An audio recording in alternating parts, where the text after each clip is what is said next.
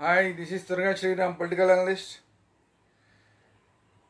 జల్పల్లిలో మోహన్ బాబు గారి ఇంటి దగ్గర చాలా ఉద్రిక్త వాతావరణం నెలకొంది. దుర్మార్గమైన విషయం ఏంటంటే, ఈ మొత్తం వార్తల్ని కవర్ చేస్తున్న మీడియా ప్రతినిధుల మీద మోహన్ బాబు గారు దాడి చేశారు. ఆ విజువల్స్ చూస్తుంటేనే అసలు ఏంటి ఇంత దౌర్జన్యం చేస్తారా? సినిమాల్లో హీరోగా పేరు తెచ్చుకున్న వాళ్ళు నిజ జీవితంలో ఇంత దుర్మార్గంగా, ఇంత రౌడీయిజంగా ప్రవర్తిస్తారా అనేది ఆశ్చర్యం కలుగుతుంది. మోహన్ బాబు గారు వాళ్ళు చెప్తున్నది ఏంటంటే, ఇది మా ఇంటి వ్యవహారం, దీంట్లో మీరెవరు కల్పించుకోవడానికని వాళ్ళ ఉద్దేశం అయ్యి ఉండొచ్చు. కానీ అది పోలీస్ స్టేషన్ల దాకా వెళ్ళి మీడియాతోటి ఒక పక్కన మనోజ్ మాట్లాడుతున్న సందర్భంలో అది పబ్లిక్ విషయం అయిపోయింది. పబ్లిక్ విషయం అయిపోయిన తర్వాత మీరు మొదటి నుంచి మీడియాతో మాట్లాడకుండా ఉంటే ఏ గొడవ లేదు. మనోజ్ ఒక పక్కన మీడియాతో మాట్లాడుతూ ఉన్న సందర్భంలో ఇది ఇంకా పబ్లిక్ విషయం కాకుండా ప్రైవేట్ విషయం ఎట్లా అవుతుంది? దాని మీద మనోజ్ వెర్షన్ మాత్రమే ఇస్తూ పోతే అసలు మోహన్ బాబు గారి వెర్షన్ ఏంటనేది ఎవరికి తెలియదు. సో మోహన్ బాబు గారి వెర్షన్ తెలుసుకుందామని మీడియా ప్రతినిధులు అడిగారు, దీని గురించి ఏం చెప్తారని. ఏం చెప్పాలి అని చెప్పి TV9 మైక్ని తీసుకుని మొత్తం అక్కడ ఉన్న మీడియా ప్రతినిధుల మీద మోహన్ బాబు గారు దాడి చేశారు. ఆ మైక్ తోటి కొట్టారు. క్లియర్గా కనబడుతున్నాయి విజువల్స్. పక్కా క్రైమ్ ఇది. మీడియా ప్రతినిధుల మీద ఆ స్థాయిలో దాడి చేయడం పక్కా క్రైమ్. ఖచ్చితంగా మోహన్ బాబు గారి మీద కేసులు పెట్టాలి. ఇప్పుడు మీడియా వాళ్ళు మరి కేసులు పెడతారో మరి తెలియదు, కానీ మీడియా వాళ్ళు కనుక కేసులు పెడితే ఖచ్చితంగా అది క్రైమే. TV9 ప్రతినిధికి, ఆల్రెడీ TV5 ప్రతినిధికి దెబ్బలు తగిలాయని అంటున్నారు. అక్కడ ఆ ప్రతినిధులు ఎవరనేది మనకి క్లియర్గా కనిపించట్లేదు, కానీ దెబ్బలు తగిలిన విషయాలు కనబడుతున్నాయి. ఇలా చెవులు పట్టుకుని దెబ్బలని కాచుకుంటున్న దృశ్యాలు మనకు కనబడుతున్నాయి. మోహన్ బాబు గారికి ఎందుకంత ఆగ్రహం? సరే, మీ ఇంట్లో మీ పిల్లల్ని మీరు కంట్రోల్ చేసుకుంటే ఎవరికి గొడవ లేదు. మీరు కంట్రోల్ చేయలేకపోయారు, మీలో మీరు గొడవలు పడ్డారు, అది కూడా ప్రపంచానికి సంబంధం లేని విషయం. కానీ మీ అబ్బాయి వచ్చి, మనోజ్ వచ్చి మీడియాతో మాట్లాడాడు. మీడియాతో మాట్లాడిన తర్వాత ఇది ఓపెన్ సీక్రెట్ అయిపోయింది. ఇది ఇంకా ప్రైవేట్ వ్యవహారం కాదు. ఇంకది న్యాయబద్ధంగా మీ వెర్షన్ కూడా తెలుసుకుందాం అనుకున్నారు. మీడియా కనుక ఒకవేళ కేవలం మనోజ్ వెర్షన్నే ఇచ్చి మోహన్ బాబు గారి వెర్షన్ ఇవ్వకపోతే తప్పు అవుతుంది. కానీ మోహన్ బాబు గారి వెర్షన్ తెలుసుకుందాం అని చెప్పి దీని మీద మీ అభిప్రాయం ఏంటి, మీ మాట ఏంటి చెప్పండి అంటే, ఏం చెప్పాలి నీకు అని చెప్పి కొడుతున్నారు ఆయన. ఇదేంటిది? అంటే నిజ జీవితంలోనే సినిమాల్లోనే హీరోలు తప్ప నిజ జీవితంలో ఎవరు హీరోలు కాదా? ఆశల కోసం కొట్టుకుంటున్నారు, అది ఎవరికి సంబంధం లేని విషయం. మీడియా మీద దాడులు చేయడం ఏంటి అండి? ఇంత దుర్మార్గం ఏంటి మోహన్ బాబు గారు? అందులో మీరు అంత సీనియరు, మీరు గతంలో ఎన్నో పంచాయతీలు చేసిన వ్యక్తి మీరు. ఈరోజు మీ ఇంట్లో వచ్చేసరికి ఎందుకంత ఉలికిపాటు, ఎందుకంత ఉక్రోషం వచ్చేస్తుంది మీకు? మీరు అంత దాసనారాయణరావు గారి ఇంట్లో ఎన్నో జరిగినప్పుడు మీరు ఉండి అన్నీ సెటరేట్ చేసిన మనిషి మీరు.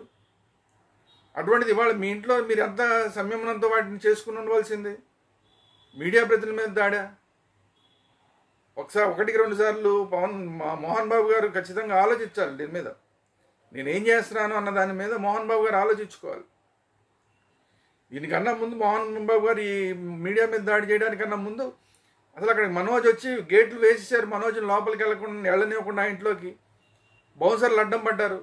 కానీ ఆ గేట్లు అన్ని బద్దలు కొట్టి మరి గేట్లకున్న ఏదో ఉంటుంది, దాని షీట్ ఉంటుంది, ఆ షీట్ని విరగొట్టేసి మరి గేట్లు తోసేసుకుని మరి లోపలికి వెళ్ళిపోయాడు మనోజ్. అది కూడా మీడియా ప్రతినిధులు ఉండంగానే. ఇంత ఘర్షణాత్మక వాతావరణం ఉన్నప్పుడు అసలు ఎవరు మీడియా ప్రతినిధులు చూపించొద్దు అంటే ఎలాగవుతుంది?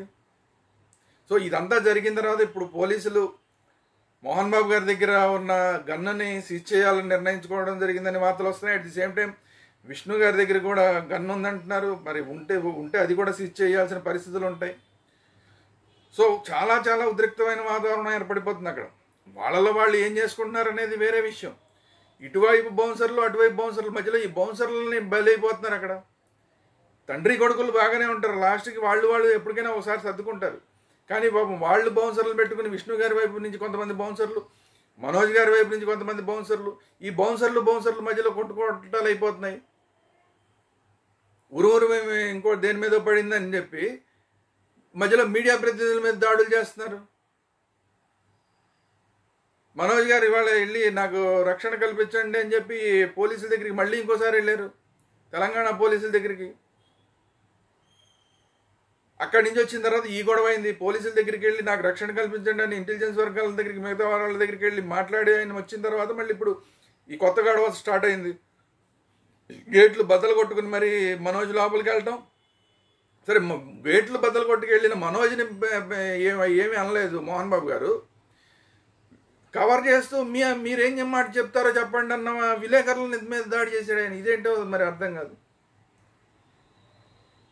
సో ఇదంతా కూడా ఇంకా రోజు రోజుకి హీట్ అనేది ఇంకా పెరిగేలాగా ఉంది. ఇప్పుడున్న వాతావరణం పరిస్థితి చూస్తే కనుక మీడియా ప్రతినిధుల మీద దాడి తర్వాత ఇద్దరు కూడా బయటికి వెళ్ళిపోయారని తెలిసింది. విష్ణు గారు, మోహన్ బాబు గారు బయటికి వెళ్ళారని తెలిసింది.